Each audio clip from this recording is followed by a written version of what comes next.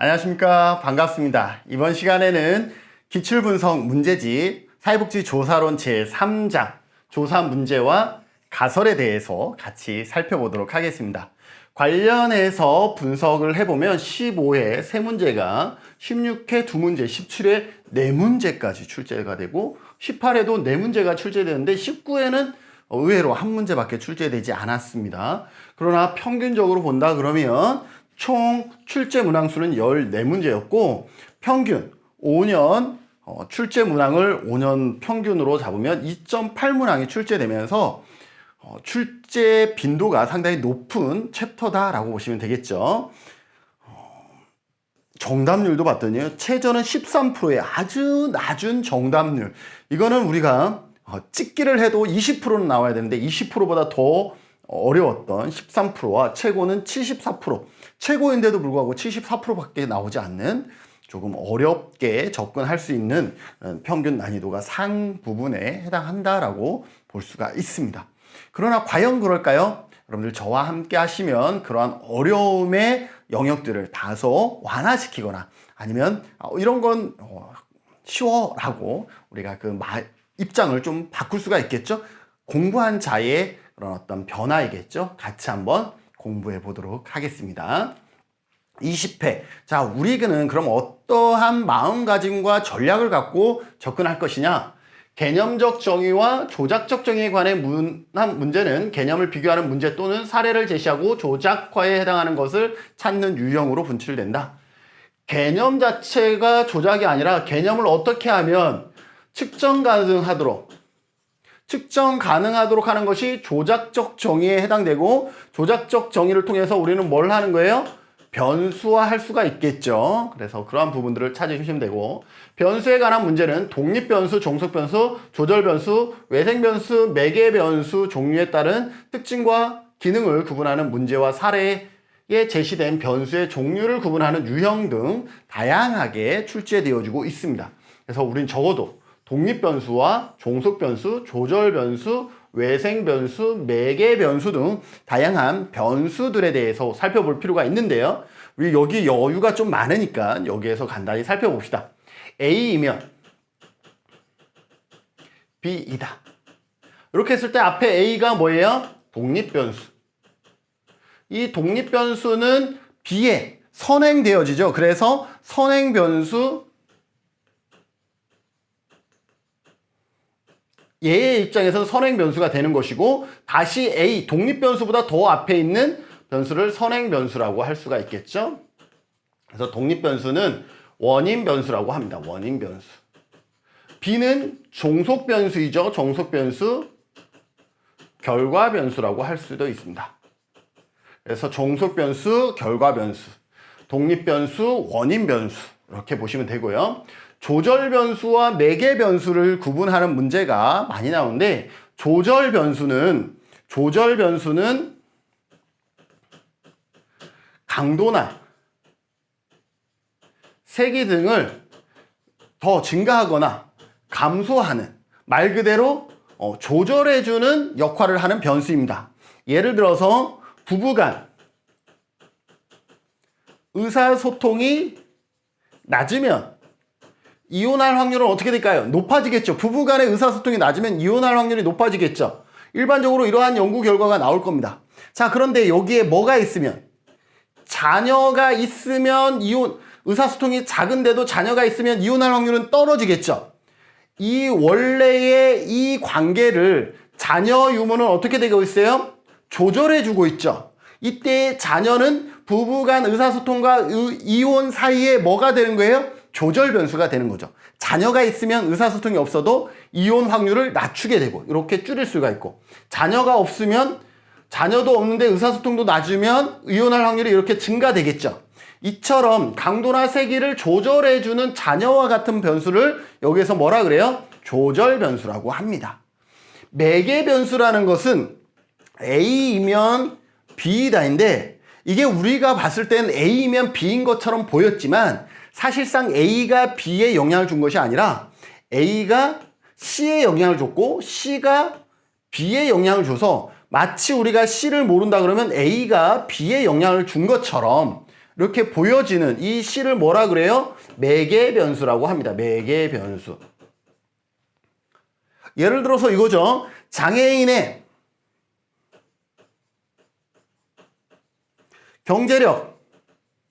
경제력이 높으면 삶의 질이 높을 것이다. 이렇게 합시다. 자, 장애인의 경제 수준이 높으면 삶의 질이 높을까요?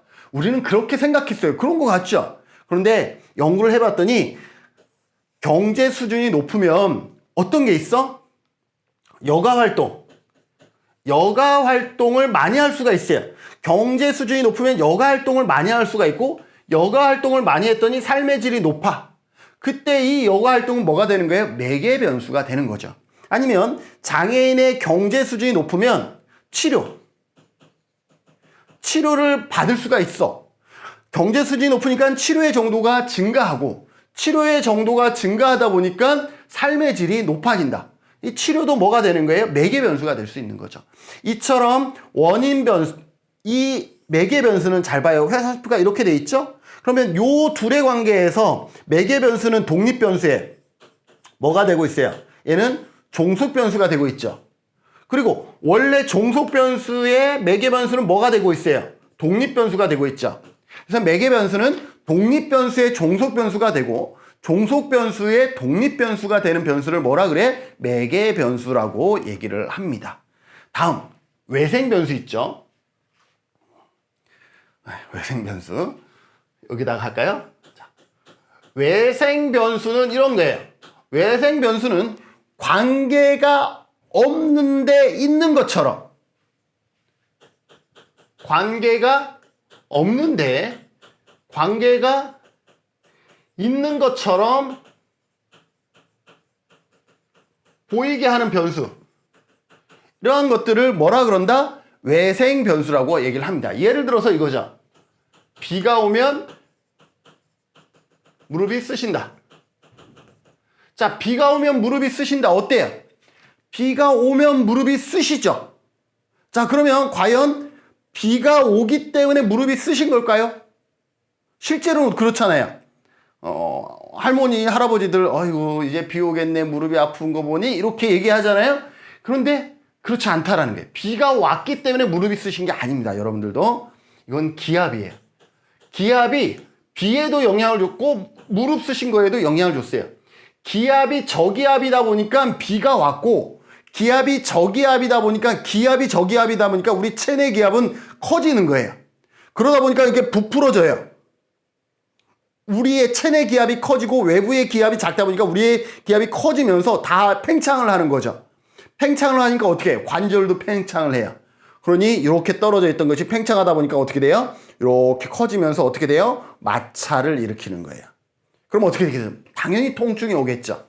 이처럼 기압 때문에 비가 왔고 기압 때문에 무릎이 쑤셨는데 우리는 어떻게 생각해? 기압이라는 존재를 몰랐기 때문에 비가 왔기 때문에 무릎이 쑤시다 라고 느끼는 거. 얘하고는 다르죠. 얘는 일방향으로 영향을 하고 있지만 얘는 기압 자체가 양쪽에다가 각각 영향을 주고 있는 거죠.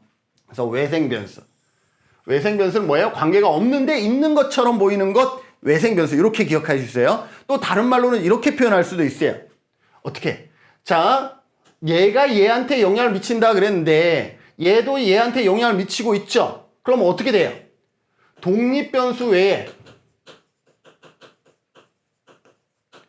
종속변수에 영향을 미치는 제3의 변수. 독립변수 외에 얘 외에 종속변수에 영향을 미치는 제3의 변수를 뭐라 그래요? 외생변수라고 합니다. 그러면 이 외생변수는 통제해 주는 게 좋겠죠? 그래서 외생변수는 또 이렇게 생각해 보셔야 돼요. 독립변수에 종속변수에 영향을 미치는 변수이기 때문에 만약에 이게 독립변수가 아니었으면 얘가 뭐가 되는 거예요? 독립변수가 되는 거죠. 그래서 외생변수는 구조방정식에서는 독립변수와 같은 개념으로 쓰일 수가 있다는 것까지 기억해 두세요. 자, 그 다음에 이제 내생변수를 배울 건데 이게 외생변수가 독립변수라 그러면 이제 내생변수. 내생변수는 우리가 교재에 없어요. 이제까지 시험에 나왔던 적도 없어. 그런데 시험에 나왔어. 그래서 내생 변수는 외생 변수하고 반대예요. 외생 변수가 독립 변수잖아. 내생 변수는 종속 변수라고 보시면 돼요. 자, 그러면 내생 변수는 종속 변수라고 이제는 기억을 해 두셔야 돼요. 시험에 나왔었기 때문에. 그래서 외생 변수는 어떤 거예요? 관계가 없는데 있는 것처럼 이렇게 만들어주는, 있는 것처럼 보여주는 변수를 외생 변수라 그럽니다. 자, 그 다음에 외생 변수와 내생 변수 알죠? 이제는 외생 변수는 독립 변수의 성격이 있고 내생 변수는 반대로 종속 변수의 성격이 있다라고 여러분들 기억해 주시고, 외생 변수와 또 우리가 대립하는 것이 뭐냐면 억압 변수예요. 외생 변수는 뭐예요? 관계가 없는데 있는 것처럼 보이는 거 외생 변수. 억압 변수는 반대예요. 관계가 있는데 관계가 없는 것처럼 비춰주는 변수를 억압 변수라고 합니다. 자, 요 정도 암기하시고, 독립 변수와 종속 변수 외에는 연구에서 사실상 통제해 주는 게 좋아요. 어떤 거?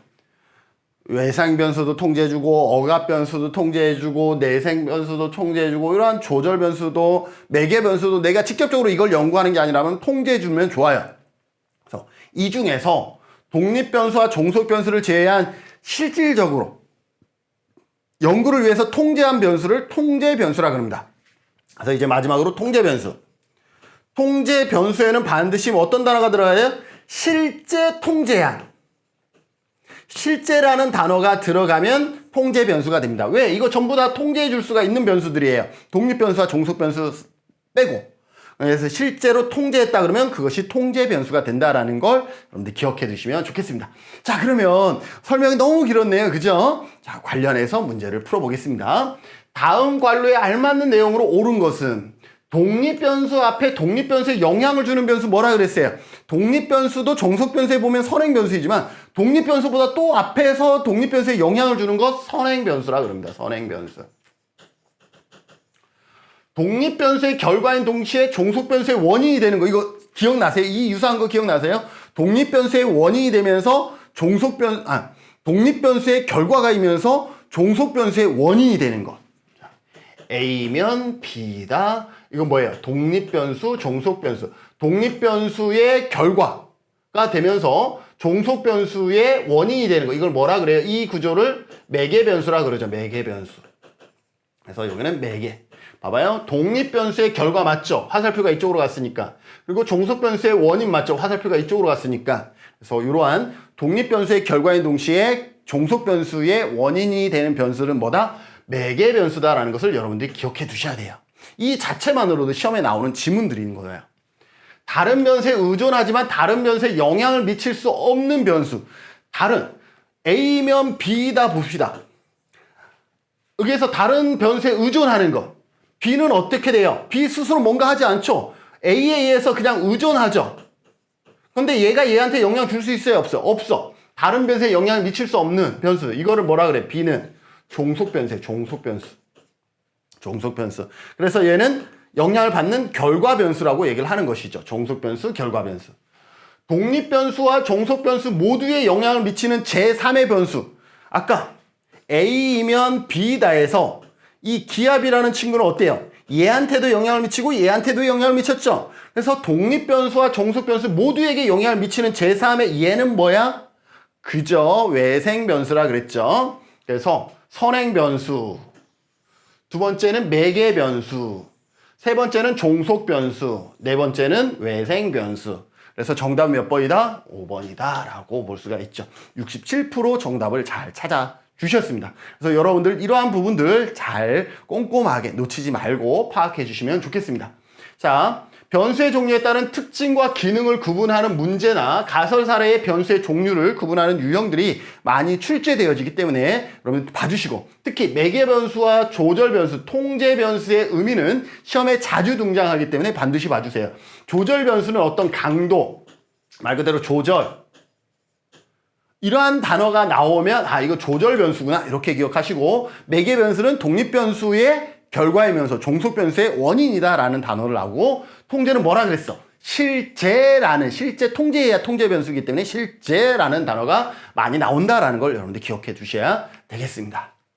가정폭력이 피해 여성의 우울증에 미치는 영향, 가정 A가 B. 이거는 독립변수 앞에 있기 때문에 독립변수.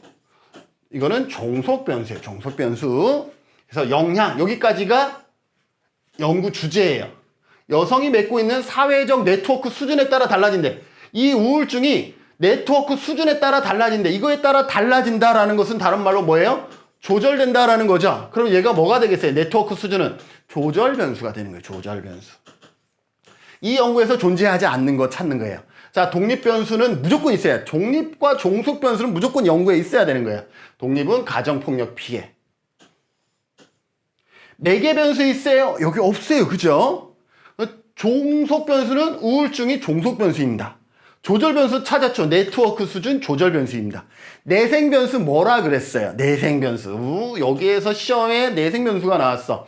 얘는 종속 변수와 쌤쌤이다 라고 보시면 되겠죠. 이 내생 변수는 우리가 일반적인 통계에서는 잘 안 쓰는데 구조방정식이라는 요거는 기억하지 않으셔도 돼요.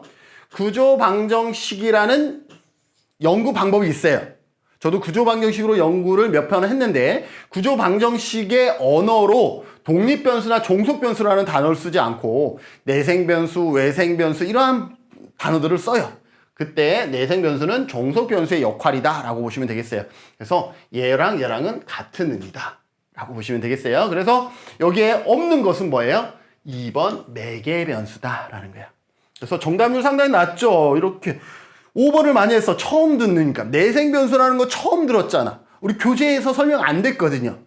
그래서 이러한 부분들 처음 들어서 이걸 많이 찾았는데 이거는 처음 들어서 찾았지만 여러분들 보통 한 연구에서 이건 여러분 기억하세요. 한 연구에서 매개변수도 보고 조절변수도 보는 연구는 거의 없어요. 이제까지 본 적은 없어요. 제가 본 적은 없어요. 그만큼 현실성이 떨어져요. 한 연구에 매개변수도 보면서 조절변수도 보는 연구는 거의 없어요. 일반적으로 독립변수와 종속변수 사이에 매개변수 검증을 하거나 독립변수와 종속변수 사이에 조절변수를 하지 매개도 보고 조절도 한 연구에 보는 경우는 없어요. 그러면 적어도 매개변수나 조절변수가 둘 다 포함된 연구 주제는 없을 것이다. 그렇게 보셔도 돼요. 뭐 이런 문제가 다시 나오진 않겠지만 그래서 매개와 조절이 동시에 들어가는 경우는 없다라고 보셔도 뭐 크게 잘못되지 않습니다. 현실에서 연구에는 거의 들어가지 않습니다. 가치는요. 다음 연구 주제를 검증하기 위하여 변수를 구성할 때 변수명, 측정 방법, 해당 변수의 종류와 분석 가능한 통계 수치 연결이 옳은 것은 그랬는데 나 이런 거는 참 제가 국문학과가 아니라서 그런지 문제 자체를 분석하는 게 너무 어려워. 근데 문제 푸는 거는 우리가 할 수 있어요. 학업 중단 청소년의 아르바이트 경험이 이게 뭐예요? 독립변수예요. 그죠? 앞에 있는 거. 삶의 만족도 이게 뭐예요? 이게 종속변수예요. 자, 그런데 여기에서 이렇게 나오는 것은 뭐냐면 아르바이트 경험을 어떻게 우리가 측정할 것이냐라는 거죠. 아르바이트 경험을 측정할 수 있는 방법이 많죠. 이거 어떻게? 아르바이트 유무 했느냐 안 했느냐를 갖고 아르바이트 경험을 설정할 수가 있죠. 아니면 아르바이트의 종류를 갖고 할 수도 있어요. 아니면 아르바이트의 기간. 그러니까 아르바이트 경험이라고 이렇게 서술은 돼 있지만 조작적 정의를 통해서 본 연구에서 아르바이트의 경험은 아르바이트 경험 유무를 의미한다. 본 연구에서 아르바이트의 경험은 아르바이트의 종류, 서비스업인지 제조업인지 단순 노가다인지 이런 종류에 기인한다. 본 연구에서 아르바이트 경험이라고 하면 아르바이트를 실시한 기간을 의미한다. 이러한 것들을 조작적 정의를 해주셔야 돼요. 그러면 이 조작적 정의에 따라서 연구는 패턴이 달라지겠죠. 그래서 그걸 물어보는 거예요. 자, 아르바이트의 경험을 우리가 유무로 설정했다 그러면 아르바이트 경험 자체는 전부 다 이거 무조건 뭐예요? 앞에 독립변수예요. 무조건 독립변수예요. 자, 아르바이트 경험 유무는 명목이죠. 이거는 명목 수준이죠. 명목 수준은 평균이 가능해요? 안 돼요? 명목 수준은 평균이 가능하지 않습니다. 평균을 내려고 그러면 적어도 비율 척도라야 되는 거예요. 절대 0을 가지고 있어야 되는데 아르바이트 유무에 0이라는 게 존재하지 않잖아요. 그죠? 안 했다고 해서 0 했다고 해서 1이라고 얘기할 수 없는 거예요. 그냥 했는지 안 했는지를 구분하기 위한 변수이거든요. 그래서 산술평균 자체를 할 수가 없습니다. 얘가 잘못됐어요. 아르바이트의 경험, 종류예요. 아르바이트 경험이라는 것은 독립변수는 달라지지 않아요. 근데 종류도 뭐예요? 식당 뭐 이렇게 하면 이것도 명목 수준이에요. 명목 수준은 채빈값. 식당에 많이 했는지 아니면 뭘 많이 했는지 빈도를 우리가 구할 수 있어요. 이건 가능해요. 그래서 얘는 오케이예요. 아르바이트의 경험, 개월 수는 이건 뭐예요? 비율이에요. 비율. 자, 그런데 조절 변수예요? 아니요. 아르바이트 경험은 전부 다 독립 변수예요. 잘못됐어요. 조절 변수가 아니에요. 중간값, 비율 변수는 모든 게 다 가능해요. 중간값도 가능하고 채빈값도 가능하고 산술평균도 가능해요. 그래서 얘는 오케이야. 또래 집단의 지지. 여기 또래 집단의 지지 정도에 따라 그랬죠. 이건 뭐예요? 조절 변수죠. 뭐뭐에 따라 차이가 있을 것이다. 이거 조절 변수죠. 조절 변수. 자, 또래 집단의 지지 독립 변수 아니죠. 독립 변수는 얘거든요. 아르바이트 경험이거든요. 그래서 얘가 잘못됐어요. 얘 5점 척도 5점 리커트는 우리 사회과학에서는 이렇게 산술평균도 하고 있기 때문에 요거는 삼각형이라고 합시다. 그래도 얘가 완벽하게 잘못됐어요. 삶의 만족도도 5점 리커트죠. 그러니 산술평균도 뭐 이렇게 삼각형 합시다. 그런데 삶의 만족도가 매개 변수예요? 아니죠. 종속 변수예요. 이거는 매개가 아니라 종속 변수에서 얘가 잘못됐어요. 그리고 아까도 말했듯이 한 주제에 조절 변수와 매개 변수 동시에 들어가는 연구 제가 본 적이 없어요. 지금까지는. 제가 연구를 많이 하는 편이거든요. 근데 본 적이 없어요. 그만큼 여기 조절인데 또 매개가 들어간다? 이거 불가능해요. 그래서 X 친 거는 확실하게 아니에요. 그러면 정답은 2번이 되는 것이죠. 정답률 22%, 2번 22%. 1번을 왜 많이 했을까요? 경험 유무, 명목 척도인데 산술 평균, 요게 잘못된 거거든요. 명목 척도는 평균을 낼 수가 없어요. 자, 남자와 여자 이렇게 됐는데, 자, 남자의 아르바이트 경험 예를 들어서 1.3, 여자 뭐 말이 안 되네. 이게 말이 안 되는 거예요. 명목이라는 것은 그 숫자 자체가 의미가 없는 거예요. 했다가 1이 될 수 있고 안 했다가 1이 될 수도 있는 거예요. 그건 연구자에 따라 같은 거예요. 남자를 1로 놓는 경우도 있지만 연구에 따라서 여성을 1로 놓는 경우도 있죠. 그러면 1과 2의 차이가 의미가 있어요? 없어요? 없어요. 뭘 1로 놨느냐 뭘 2로 놨느냐 그 차이지 1.3이 가지고 있는 의미가 없다라는 거예요. 그래서 평균을 낼 수가 없습니다. 명목 척도는 평균이 불가능하다라는 걸 기억해 두시면 되겠습니다. 자, 3번. 사회복지사의 근무 지역에 따른 직업 만족도의 차이요. 자, 사회복지사의 근무 지역 뭐예요? A면 그죠? 이게 독립 변수. 직업 만족도 이거 뭐예요? 종속 변수예요. 논문의 제목에서 알 수 없는 거. 자, 독립 변수와 종속 변수 무조건 인다 그랬죠. 독립 변수 뭐예요? 근무 지역. 종속 변수 뭐예요? 직업 만족도. 이거는 당연히 알 수 있는 것이고. 자, 통제 변수 여기에 다른 뭐 변수 자체가 언급이 안 되는데 통제 변수 알아요? 얘는 몰라요. 일단 알 수가 없어. 자, 분석 단위. 분석 단위는 사회복지사의 근무 지역에 따라서 그랬죠. 분석 단위는 뭐예요? 지역이에요. 지역. 분석 단위는 지역이다라는 것을 알 수 있죠. 왜냐하면 여기 보면 직업 만족도가 뭐에 따라서 사회복지사가 아니라 사회복지사의 근무 지역에 따라서 이렇게 돼 있기 때문에 분석 단위는 뭐가 되는 거예요? 아, 지역이 된다라는 것을 알 수가 있다라는 것이죠. 자, 그 다음에 독립변수의 측정 수준. 독립변수가 뭐예요? 근무 지역이죠. 지역은 우리가 측정할 때 어떻게 돼요? 제주시, 서귀포시, 전라도, 경기도, 경상도 이렇게 하면서 이거는 뭐예요?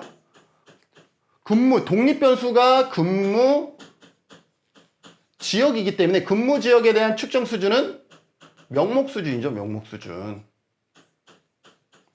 그래서 얘는 알 수가 있는 거예요. 그래서 여기서 알 수 없는 거는 통제 변수에 대한 다른 변수 자체가 언급이 안 돼 있기 때문에 통제 변수는 알 수가 없다라고 볼 수가 있죠. 그래서 정답은 3번이 되겠습니다. 3번. 여기에 5번을 많이 했는데 5번 우리가 생각을 해야 되는 거기 때문에 5번을 생각하기 싫어서 5번을 많이 했을 수도 있는데 독립 변수 알고 있어요. 근무 지역이죠. 측정 수준. 근무 지역에 대한 측정 수준은 명목이냐, 서열이냐, 등간이냐, 비율이냐 이걸 물어보는 거예요. 명목, 서열, 등간, 비율을 물어보는 거라서 근무 지역은 뭐예요? 당연히 명목이죠. 우리가 배웠던 것처럼. 그래서 요거는 우리가 알 수 있는 것이고 알 수 없는 것은 통제 변수다 라고 보시면 되겠죠. 자, 또래 관계 증진 프로그램이 이거 뭐예요? A가 독립 변수. 결혼 이민자 가정 자녀들의 자아 정체감. 자아 정체감 뭐예요? 종속 변수. 평가하는 연구를 실시하고자 한다. 이때 자아 정체감의 차이를 불러올 수 있는 부모의 사회 경제적 지위. 차이를 만들 수 있는 얘는 뭐가 되는 거예요? 조절 변수가 되겠죠. 무엇에 해당되느냐? 불러올 수 있는 부모의 사회 경제적 자아 정체감의 차이를 불러올 수 있는 사회 경제적 지위. 그죠? 자, 산출 변수, 외생 변수. 아, 여기에 그러니까 여기 답이 조절 변수가 나와야 될 것 같은데 라고 생각을 했는데 조절 변수가 안 나왔어요. 자, 산출 변수는 어떤 거예요? 산출 변수. 산출은 뭔가에 따라서 영향을 받는 얘는 결과 변수예요. 결과 변수. 결과 변수는 뭐예요? 자아 정체감이 되는 거죠. 그 다음에 외생 변수는 독립 변수 외에 종속 변수에 영향을 미치는 제3의 변수를 우리는 뭐라 그래요? 외생 변수라 그러죠. 자, 투입 변수. 투입 변수는 원인 변수이죠. 원인 변수이기 때문에 얘는 뭐가 되겠어요? 독립 변수가 되는 것이죠. 독립 변수. 그리고 종속 변수는 말 그대로 이것도 종속 변수죠. 같은 거죠. 그죠? 종속 변수. 전환 변수라는 건 참 애매하긴 한데 전환 변수가 뭔지 잘 모르겠어요. 그러면 여기에서 정답은 뭐예요? 봐봐요. 독립 변수, 산출 변수, 결과 변수, 종속 변수. 이거 같은 거. 투입 변수, 원인, 독립 변수예요. 전환 변수는 뭔지 잘 모르겠어요. 그리고 여기서 외생 변수는 얘가 얘한테 영향을 미치는데 여기에서 독립 변수 외에 자아 정체감이 뭐 부모 사회적 경제적 지위는 영향을 미친대. 그러면 얘는 어떻게 해줘야 되겠어요? 종속 변수의 독립 변수 외에 종속 변수에 영향을 미치는 제3의 변수를 우린 뭐라 그랬죠? 맞아요. 외생 변수라 그랬죠. 그래서 정답은 2번이 되겠습니다. 이게 만약에 이 연구 안에 들어갔다 그러면 이거는 조절 변수가 되는 것인데 연구 안에 언급된 것이 아니라 이 연구에서 얘가 영향을 미칠 것 같다 라고 하면 이거는 뭐예요? 이거는 외생 변수가 되는 것입니다. 그래서 여러분들이 2번 정답은 74%. 독립 변수 외에 종속 변수에 영향을 미치는 제3의 변수는 우리가 뭐라 그래요? 외생 변수라 그럽니다. 그래서 2번이고 여기에 보기를 봤더니요. 이게 여러분들의 행정론의 논리 모델. 그죠? 논리 모델을 보면 어떤 게 있어요? 투입, 전환, 산출. 이게 있죠. 그래서 투입은 뭐예요? 독립 변수에 해당되고 전환을 여기에서 갖고 온 것 같아요. 그 다음에 산출은 이건 결과죠. 종속 변수를 의미하는 거예요. 그래서 이러한 그 논리 모델의 설명을 그냥 여기에서 갖고 와서 산출이라든지 투입이라든지 전환이라든지 이러한 변수명들을 좀 응용했다라고 보시면 되겠습니다. 그래서 전환 변수 의미 없이 여기 정답은 2번 외생 변수다라고 보시면 되겠습니다. 변수에 관한 설명으로 옳지 않은 것은 그랬습니다. 변수에 관한 설명으로 옳지 않은 것은 봅시다. 직접 관찰할 수 있는 것들만 측정한 것이다. 자, 변수에 관한 설명으로 옳지 않은 것. 요거는 좀 공부 안 했으면 어려울 수 있을 것 같아요. 그런데 우리는 이 시간에 공부를 하면 되니까요. 우리는 변수라는 것이 직접 관찰할 수 있는 것만 측정한 것일까? 라는 거죠. 예를 들어서 우울증, 우울. 자, 우울 수준은 우리가 직접 관찰할 수 있을까요? 아니에요. 행복, 얼마나 행복한지.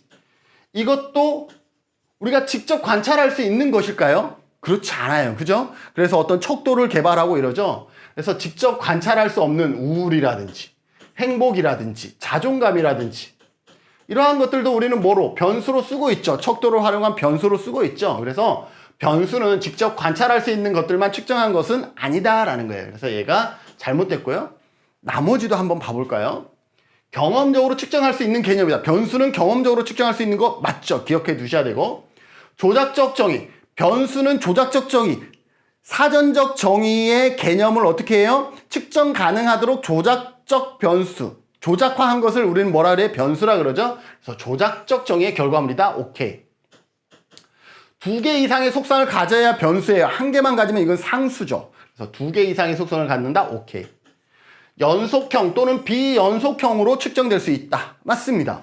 연속형이라는 것은 당신의 나이는, 당신의 근무 경력은 이러한 것들이죠. 비연속상은 당신의 근무지는 이러한 것들은 띄엄띄엄 있잖아요. 1.2 이런 소수점의 의미가 없죠. 당신의 근무 경력은 그러면 1년 3개월, 1년 4개월 이게 가능한데 당신이 근무 지역은 하면 제주 시점 서귀포 이렇게 불가능하죠. 그래서 이렇게 연속형과 비연속형으로 측정될 수가 있다. 맞습니다. 그래서 옳지 않은 것은 나머지가 확실하게 우리가 알고 있기 때문에 또 정답은 1번이 되겠습니다. 그래서 여러분들이 정답을 찾으시던지 아니면 나머지가 정답이 아니다라는 것을 분명하게 구분을 해 주시면 정답을 찾을 수가 있죠. 마찬가지 정답률이 48%밖에 안 돼서 높은 정답률이라고 할 수 없는 문제입니다. 자, 이번에는 가설에 관한 설명. 두 번째 유형은 가설에 관한 설명으로 옳은 것은 이렇게 문제가 되어지고 있습니다. 여러분들 가설의 특징은 어떤 것이 있을까요? 가설의 특징은 일단 구체적이라야 합니다. 구체적이라야 한다라는 것. 그리고 어떤 현상과 우리가 연구하고자 하는 현상과 관련이 있어야 되고 그리고 이론에 기초해야 됩니다.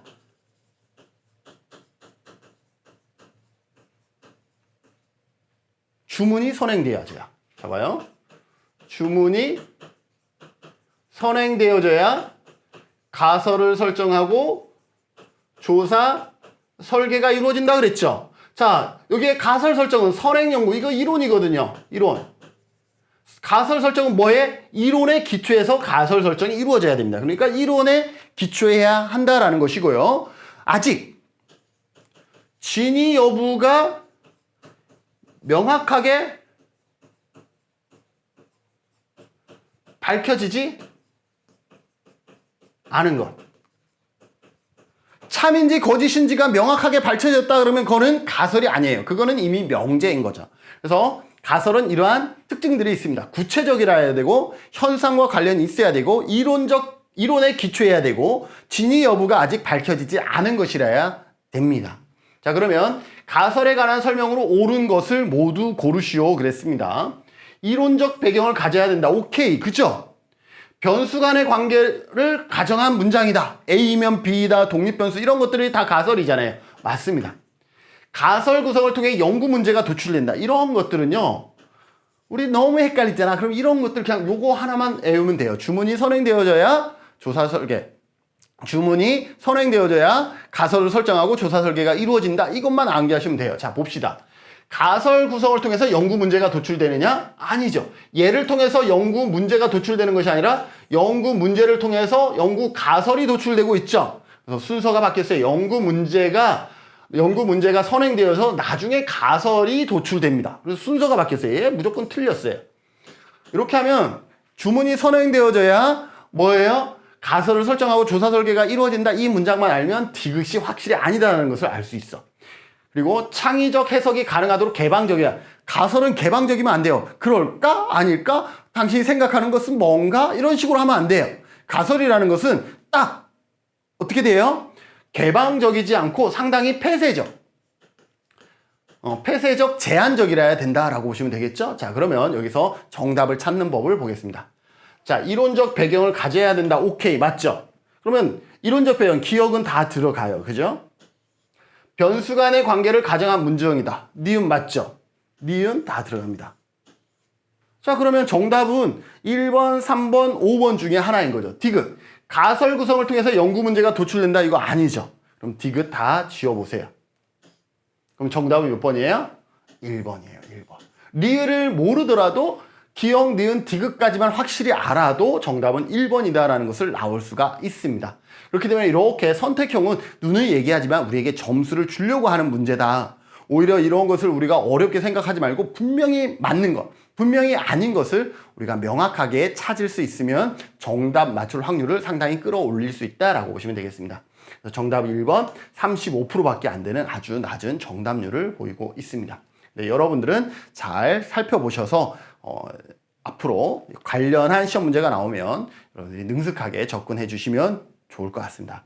어쨌든 가설은 창의적인 해석을 가능하기 위해서 개방적인 것이 아니라 딱 떨어져야 됩니다. 가설은 A이면 B이다. A이면 B이다로 딱 떨어져야 된다라는 것을 여러분들이 기억해 두셔야 되겠습니다. 가설의 원칙과 가설의 원칙, 아까 얘기했죠. 가설의 유형에 따른 특성 등 가설에 대한 설명으로 옳은 것, 옳지 않은 것 출제되어지고, 또 1종 오류와 2종 오류 등 통계적 가설 검정에 대한 문제가 출제된다. 자, 1종 오류, 2종 오류, 이거는 문제가 나왔을 때 설명 같이 하도록 할게요. 자, 영가설. 아이고, 영가설에 관한 설명으로 옳은 것은 그랬는데 영가설이 먼저 나왔어요.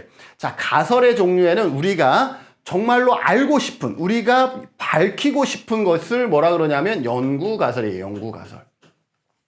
연구가설은 어떤 거예요? 우리가 검증하고 싶은 거죠. 우리가 검증하고 싶은,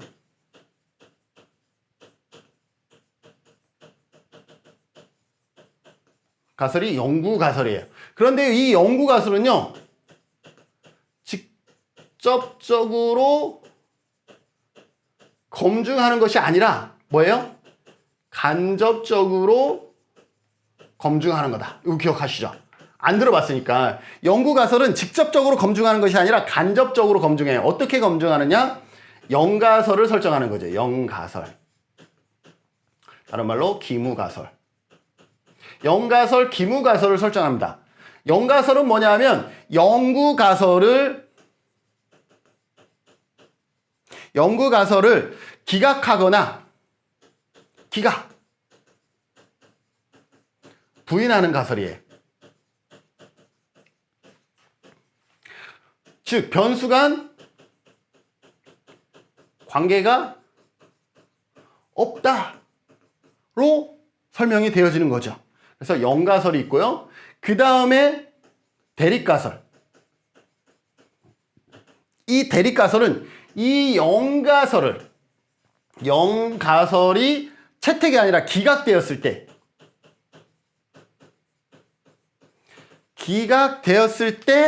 채택하기 위한 가설이다.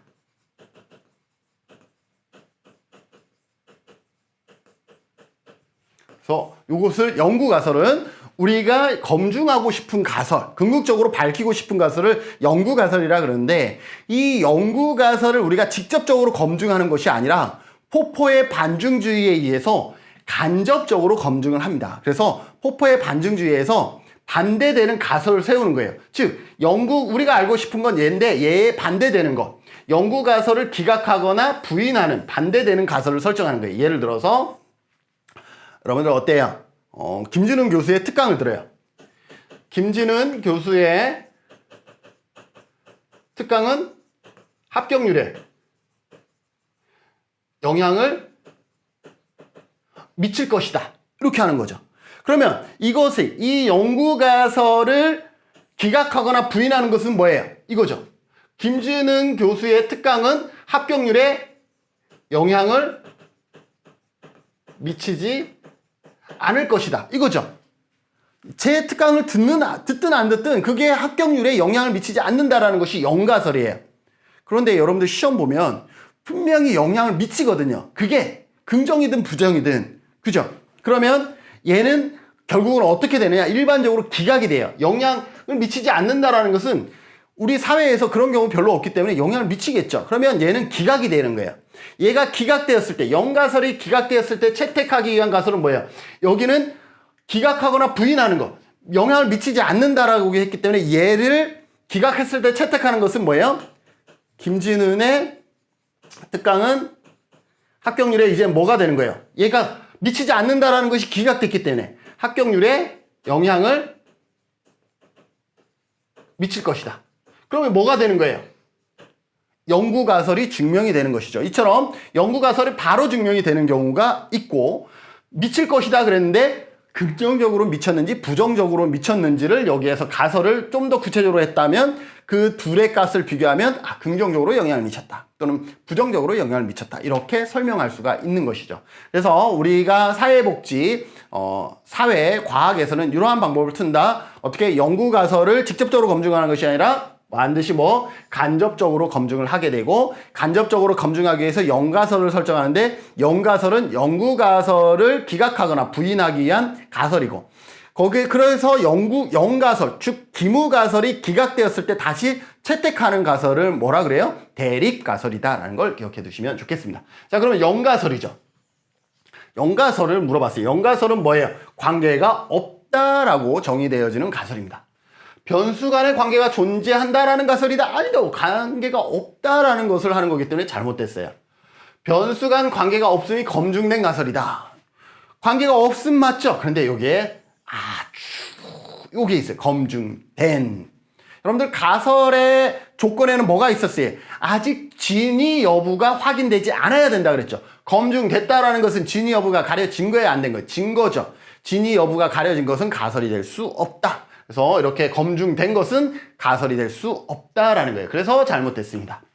조사자가 검증하고자 하는 가설은 뭐예요? 검증하고자 하고 있는 가설은 연구가설입니다. 연구가설. 그래서 잘못됐어요. 영가설이 아니라 연구가설이라는 거죠. 영가설에 대한 반증가설은 뭐예요? 영가설에 대한 반증가설은 대립가설이죠. 연구가설 아니라 대립가설입니다. 대립가설. 그래서 틀렸어요. 변수 간의 관계가 우연이다라는 것은 뭐예요? 관계가 없다라는 거예요. 여러분 이 해석을 잘해야죠. 변수 간의 관계가 우연이다라는 것은 관계가 없다라는 거예요. 없다. 이거랑 같은 말이죠. 그래서 이것은 뭐예요? 영가설 맞네. 변수 간의 관계가 없다. 맞죠? 같은 뜻이에요. 관계가 우연이다. 관계가 없다. 같은 뜻이다라는 것을 알아야 되겠죠. 그래서 정답은 5번이 되겠습니다. 5번. 와우, 13%. 이렇게 정답이 낮을 수가 있나요? 가장 많은 답을 체크한 게 2번. 변수 간 관계가 없음. 이건 정말 함정인 것 같아요. 검증됐다라는 것은 이미 진위 여부가 판결됐다라는 거죠. 진위 여부가 판결된 것은 뭐가 될 수 없어? 가설이 될 수 없다라는 거죠. 왜? 이거는 이미 사실 증명이 완료가 됐기 때문에 가설로서의 기능을 하지 못하는 거죠. 그래서 잘못됐고요. 그 다음에 4번도 많이 했어요. 영가설에 대한 반증가설이 연구가설이 아니라 이거는 대립가설이라는 것을 여러분들이 충분히 알고 계셔야 될 것 같습니다. 그래서 2-1번 영가설에 관한 설명 여러분들이 잘 기억해 두시고요. 자, 경험적으로 검증할 수 있는 가설의 예로 옳은 것은 그랬습니다. 경험적으로 검증할 수 있는 거 봅시다. 불평등은 모든 사회에서 나타날 것이다. 여러분들 불평등은 모든 사회에서 나타날까요? 안 날까요? 우리가 사회라 그러면 모든 사회에서 불평등은 나타나겠죠. 그래서 이거는 어떻게 돼요? 이거는 사실이에요. 사실. 아니면 사실이 아니라 그러면 적어도 이거죠. 상황에 따라서 달라지는 거. 가설이 상황에 따라서 달라진다 그러면 우리 진위 검증되겠어요? 안 되겠어요? 안 되겠죠. 그래서 둘 중에 하나예요. 불평등 모든 사회에서 나타나는 것은 이미 사실이에요. 이미 증명돼. 명백한 사실이다라는 거죠. 그래서 아닌 거예요. 명백한 사실은 뭐가 될 수 없어? 가설이 될 수가 없다라는 거예요. 대한민국에서 65세 이상 노인이 전체 노인 인구의 14% 이상이다. 이건 뭐예요? 이미 우리나라는 14% 이상 돼서 뭐예요? 고령사회에 진입했잖아요. 이것도 명백한 사실이에요. 이미 진위 여부가 가려졌기 때문에 가설이 될 수가 없습니다. 다양성이 존중되는 사회가 그렇지 않은 사회보다 더 바람직하다.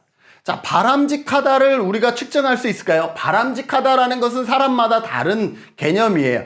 그래서 이 바람직하다는 우리가 경험적으로 측정하기가 뭐하다. 왜냐하면 상당히 주관적이기 때문에. 여러분들 어떤 게 바람직한 것 같아요? 여러분들이 잘 사는 게 바람직한 거예요? 같이 잘 사는 게 바람직한 거예요? 저분이 잘 사는 게 바람직한 거예요? 상당히 바람직하다라는. 그럼 잘 사는 거 자체가 돈이 많은 게 잘 사는 거예요? 아니면 행복한 게 잘 사는 거예요? 이러한 것들이 너무 모호하다라는 거죠. 그러면 요게 바람직하다가 아니라 좀 더 구체적으로 표현해야 가능합니다. 그래서 잘못됐고요. 여성의 노동 참여율이 높을수록 출산율이 낮을 것이다. 그죠? 요거는 뭐가 높을수록 A이면 B일 것이다. 가능하겠죠? 얘는 가능할 것 같아요. 모든 행위는 비용과 보상에 의해 결정된다. 여러분들 어때요? 여러분들은 뭔가를 할 때 비용과 보상에 의해서 결정되나요? 아니죠. 맞죠? 이거는 상황에 따라서. 여기 보는 것처럼 상황에 따라서 여러분들 대답할 거 아니에요. 아니 교수님 당연히 상황에 따라 다르죠. 이거 누군가가 하면 당연히 그렇게 해야 되는 것이고 누군가가 하면 저는 보상 안 받으면 그거 안 할 것 같아요. 상황에 따라서 달라지는 거. 이거는 가설이 될 수가 없어요. 왜? 이걸 나중에 검증을 해도 상황이 다르면 이거 답이 달라지는 거기 때문에 그래서 1번과 5번은 상황에 따라서 달라지기 때문에 답이 가설로 적절하지 않고요. 그 다음에 2번은 명백한 사실 이미 진위 여부가 결정된 것이기 때문에 가설로서 적정하지 않습니다. 3번은 바람직하다라는 개념이 상당히 주관적이기 때문에 가설로서 적정하지 않은 것이고요. 그래서 가장 적절한 것은 4번입니다. 노동 참여율 우리가 계산할 수 있어요. 그죠? 참여율 우리가 구할 수 있죠. 출산율도 우리가 구할 수가 있잖아요. 그죠? 합계 출산율이라든지 이런 것들을 구할 수가 있기 때문에 4번은 측정이 가능합니다. 그래서 정답은 4번 52% 정답률을 보이고 있습니다. 자, 세 번째, 가설에 관한 설명으로 이번에도 옳지 않은 것입니다. 가설에 관한 설명으로 옳지 않은 거 봅시다. 가설이란 반드시 둘 이상의 변수가 있어야죠. 독립변수, 종속변수는 무조건 있어야 되니까. 둘 이상의 변수 간의 관계를 예측하는 진술물이다. 맞습니다. 기억하세요. 영가설은 어떤 거에 관계가 없다라고 설정한 것이죠. 독립변수가 종속변수에 영향을 미치지 않는다. 영향을 미치지 않는다. 관계가 없다라고 설정한 건 맞습니다. 연구가설은 이론으로부터 도출된다. 주문이 선행되어져야 그죠? 가설을 설정하고 조사 설계가 이루어진다. 당연히 연구가설은 이론으로부터 선행 연구 고찰로부터 도출되어집니다. 맞습니다. 가설은 경험적으로 검증할 수 있어야 된다. 당연하죠. 중요한 거죠. 가설은 방향성을 가져야 한다. 요거 잘못됐습니다. 교수님 이건 무슨 말이에요? 가설은 방향성을 가져야 한다. 그냥 맹목적으로 외우는 게 어디 있어요? 다 이해되게끔 하기 위해서 제가 필요한 거잖아요. 자, 가설은 방향성을 가져야 한다라는 것은 이거죠. 예를 들어서 우리 특강으로 합시다. 김진은 교수의 특강은 합격률을 높일 것이다. 요거랑 김진훈 교수의 특강은 합격률에 영향을 미칠 것이다. 둘 다 가능해요. 둘 다 가능해요. 그죠? 둘 다 가능해요. 그런데 이거는 어때요? 합격률이 높을 것이다 라는 뭐가 있어요? 방향성이 있죠. 그런데 이거는 영향을 미칠 것이다? 어떻게? 긍정적인 영향을 미칠 것인지 부정적인 영향을 미칠 것인지 이거에 대한 방향성이 없죠. 그래서 가설을 세울 때는 이렇게 우리가 A면 B다. 딱 높을 것이다. 낮을 것이다. 아까 우리가 예를 들어서 고용 만족도는 출산율에 영향을 미칠 것이다. 이렇게 할 수도 있지만 고용 만족도는 출산율을 높일 것이다. 이렇게 할 수도 있잖아요. 그래서 가설은 방향성을 가져야 한다? 아니에요. 가질 수도 있지만 방향성을 가지지 않을 수도 있어요. 영향을 미칠 것이다. 이건 방향성이 없는 것이죠. 어떤 영향을 미칠 거야? 긍정적인 영향이야? 부정적인 영향이야? 이거 방향성 아직 설정 안 돼 있는 거죠. 영향을 미칠 것이다만 되어 있는 거죠. 그래서 가설은 반드시 방향성을 가지는 것은 아니다 라고 보시면 되겠습니다. 그래서 옳지 않은 것은 5번이 되겠습니다. 24% 상당히 정답률이 낮습니다. 가설이 그렇게 어렵지 않은 부분인데도 불구하고 이렇게 좀 모호한 지문들이 많이 나오면서 우리를 조금 어렵게 하고 있습니다. 그러나 여러분들은 이제 이러한 지문들은 반복해서 나올 수 있어요. 다음 시험에 또 나올 수가 있는 거예요. 그렇기 때문에 그 지문들을 우리가 이해해서 다음에 나오면 가설은 방향성이 반드시 필요한 건 아니야. 이렇게 여러분들이 기억해 두시면 되겠습니다. 자, 통계적 가설 검정에 관한 설명으로 옳지 않은 것은 그랬는데 어려운 문제죠. 일종 오류 이런 게 나오는데 자 봅시다. 일종 오류. 우리가 이미 배웠던 내용 중에 이거가 있어요. 실제 영가설이 참이거나 거짓이야.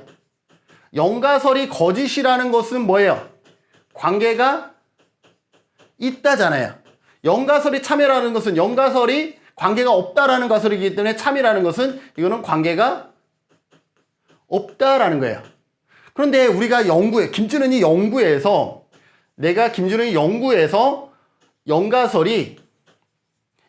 같은 영가설인 거예요. 참으로 나왔거나 거짓으로 나왔어요.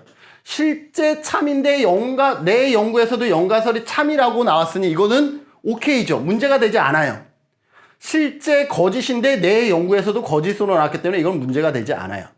그런데 영가설이 실제 거짓인데, 즉 관계가 있는데도 불구하고 관계가 없는 것으로 나왔다 그러면, 관계가 없는데도 불구하고 관계가 있는 것으로 나왔다 그러면 뭔가 오류가 발생했죠.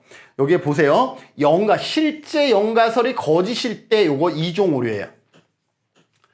요거는 그림을 어떻게 그리냐에 따라 달라지기 때문에, 근데 중요한 거는 실제 영가설이 참인데 연구에서 거짓이라고 얘기한 것을 이거는 일종 오류라 그래요. 일종 오류. 자, 실제 영가설이 참인데 연구에서 영가설이 거짓이라고 하는 것, 이것은 일종 오류.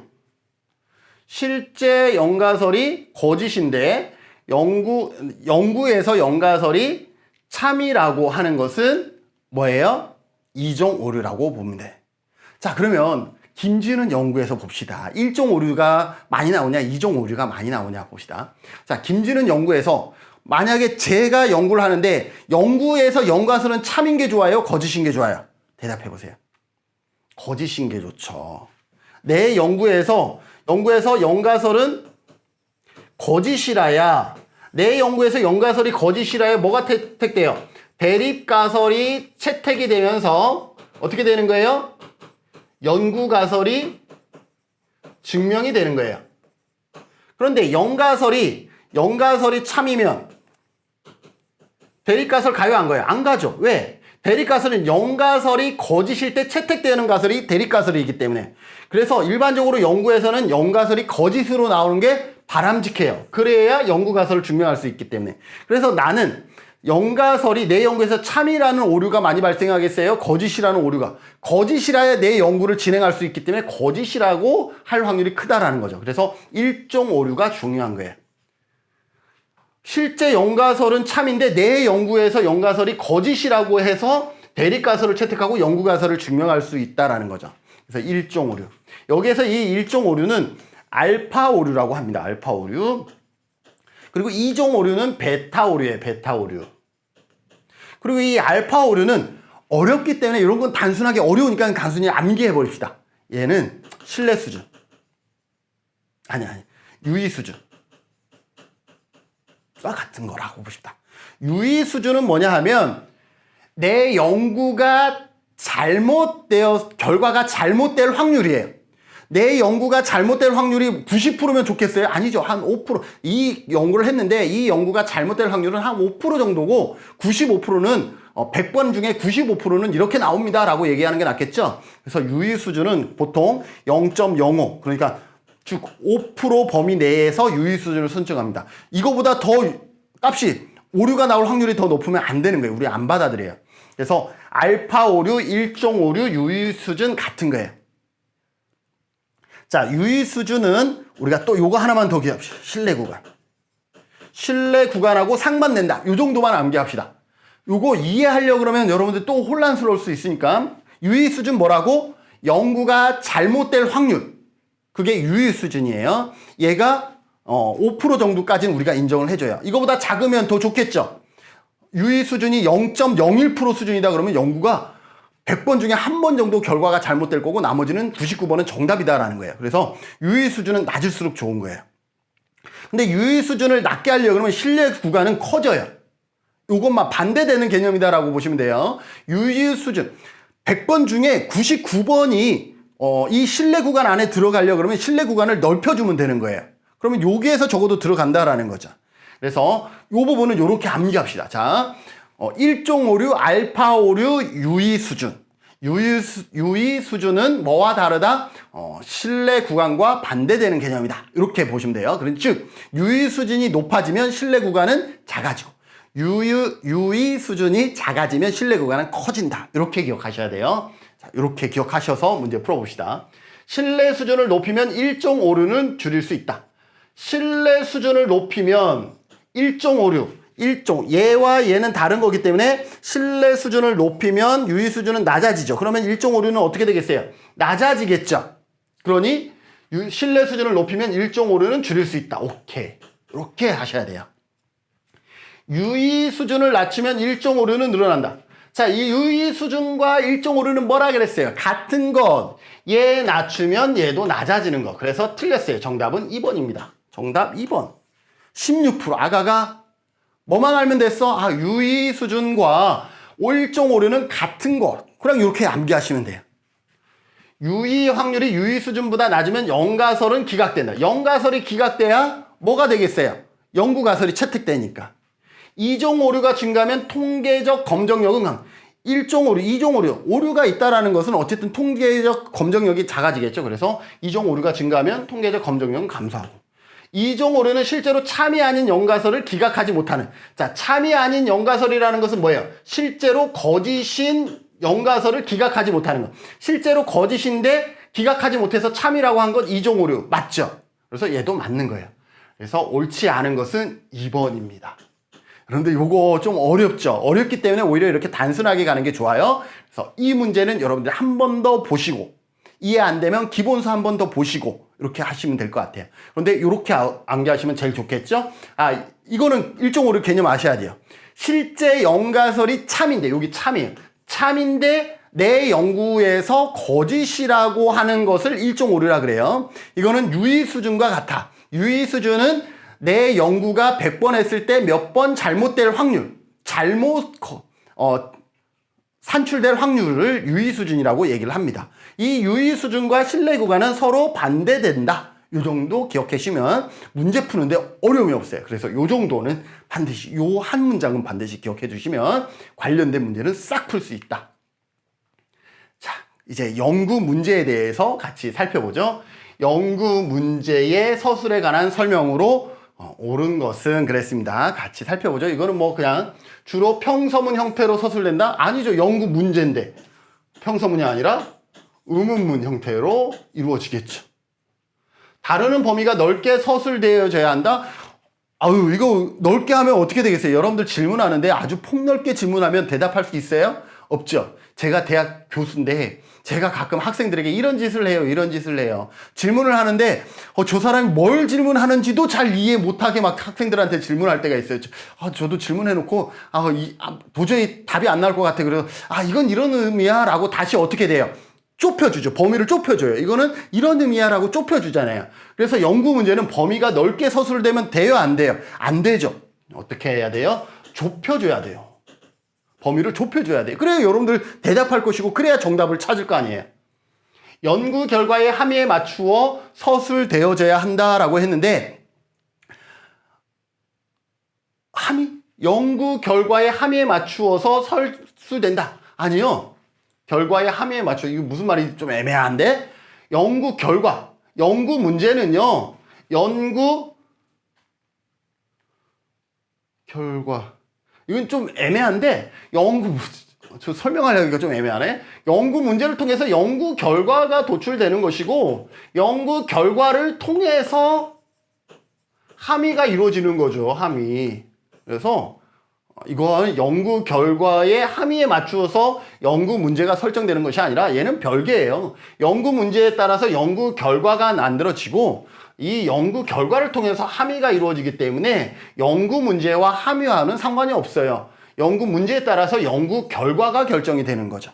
함의는 연구 결과에 따라서 함의가 이루어지는 거기 때문에 3번은 모호한 표현이다 라고 보시면 되겠습니다. 네 번째, 연구에 관심한 이문의 대상이 서술되어야 한다. 당연히 연구 문제이기 때문에 연구에 관심이거나 주제, 연구의 주제이거나 의문의 대상이 서술되어야 된다. 그죠? 이게 맞는 거죠. 정해관계로 서술되어져야 한다. 아니죠. 연구 문제는 뭐에 따라서 합격률이 높을 것이다. 또는 합격률이 낮을 것이다. 부의 관계로도 설명이 가능하죠. 그래서 정뿐만 아니라 부의 관계로도 서술될 수 있다라고 보시면 되겠죠. 그래서 얘도 잘못됐고요. 그래서 정답은 4번이 되겠습니다. 67% 4번이었고 3번을 많이 했는데 연구 결과의 함의에 맞추어 서술되는 것이 아니라 함의는 별도의 별도. 연구 문제에 따라서 연구 결과가 결정되는 것이지 이것에 따라서 연구 문제 이거 아니에요. 연구 문제에 따라서 연구 결과가 결정이 되는 거예요. 근데 가끔 논문 심사를 하다 보면요. 연구 문제를 A라고 했는데 결국 연구의 결과를 엉뚱한 비를 결과를 내는 경우도 있어요. 즉 어떤 문제냐? 연구 문제를 인과관계에 대해서 연구 문제를 설정해 놓고 연구 결과에서는 상관관계까지만 본 거예요. 기술적 분석까지만 본 거예요. 이거는 잘못된 거죠. 연구 문제가 인과관계에 대한 문제였으면 연구 결과는 어때요? 설명적 조사까지, 인과관계까지 봐줘야 되는 거죠. 그래서 연구 문제에 연구 결과에 맞춰서 연구 문제를 설정하는 것이 아니라 연구 문제에 맞춰서 연구 결과와 또 함의가 결정되어져야 된다라고 보시면 되겠습니다. 자, 사회복지사의 연구 문제에 관한 설명으로 옳은 것을 모두 고르시오 그랬습니다. 자, 살펴보도록 하죠. 연구 문제는 연구자의 관심이나 의문의 대상을 포함한다라고 되어 있습니다. 당연히 연구 문제는 연구자의 관심이나 의문의 대상을 포함한다. 바로 앞에 지문에서 나왔었던 거죠. 맞아요.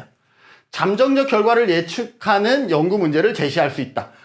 이럴 것이다. 김준은의 특강은 합격률에 도움을 줄 것이다. 이건 뭐예요? 잠정적인 결과를 예측했죠. 합격률에 도움이 될 것이다. 예측했죠. 맞죠? 그래서 얘도 가능합니다. 모든 사회복지조사는 연구 문제가 있다. 사회복지조사는 연구 문제가 있습니다. 왜? 조사 절차가 뭐예요? 주문이 선행되어져야 가설 설정, 조사 설계.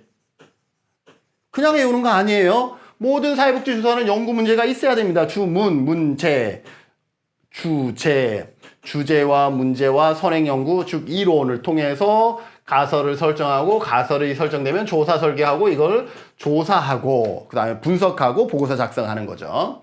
그래서 맞습니다. 문제 형성 과정에 따른 연구자의 참여가 가능하다. 문제 형성 과정에 다른 연구자들이 참여 가능하다. 그죠? 많은 사람들이 참여해요. 우리 지역사회 지역사회 보장 계획에 누가 참여한다 그랬어요? 전문가뿐만 아니라 비전문가와 같은 다른 연구자들도 참여 가능하다 그랬죠? 가능합니다. 연구 문제가 변수 간의 관계를 예측할 필요는 없다. 연구 문제가 변수 간의 관계를 예측할 필요는 없어요. 관계를 예측하는 것은 가설, 그죠? 가설. 그래서 전부 다 맞습니다. 전부 다 맞아서 정답은 5번이 되겠습니다. 그래서 5번 정답이 되고요. 자, 변수와 가설에 관한 설명으로 옳은 것을 모두 고르시오 그랬습니다. 한번 살펴보도록 하죠. 자, 가설은 검증 가능해야 된다. 이거 모르는 사람 어디 있어? 그죠? 오케이. 자, 이렇게 하면 4번은 답이 아니다라는 거예요. 기억이 없기 때문에. 가설은 변수 간의 관계를 가정하는 문장이다. 이거 맞죠? 그럼 니은도 오케이. 그러면 2번도 답이 아니다라는 것을 알 수가 있죠. 모든 변수는 개념이 아니지만 모든 개념은 변수이다. 자, 모든 개념은 변수이다. 개념 이퀄 변수이다. 여러분 상식적으로 생각해 보세요. 개념 변수 아니잖아. 변수하려고 우리는 어떻게 되겠어요? 사전적인 개념을 어떻게 해요? 조작화해서, 조작화, 측정 가능한 하도록 해서 이걸 갖고 뭐라 그래요? 이거를 변수로 바꾸는 거죠. 측정 가능하도록 조작화해서 변수가 되는 것이지 개념 자체가 변수다. 잘못됐죠. 모든 개념은 변수다. 잘못됐죠. 개념을 어떻게 해서 조작화해야만이 변수가 된다라고 볼 수가 있죠. 그래서 디귿은 잘못됐습니다. 디귿 잘못됐기 때문에 얘를 빼야 돼요. 그래서 5번도 정답이 아니에요.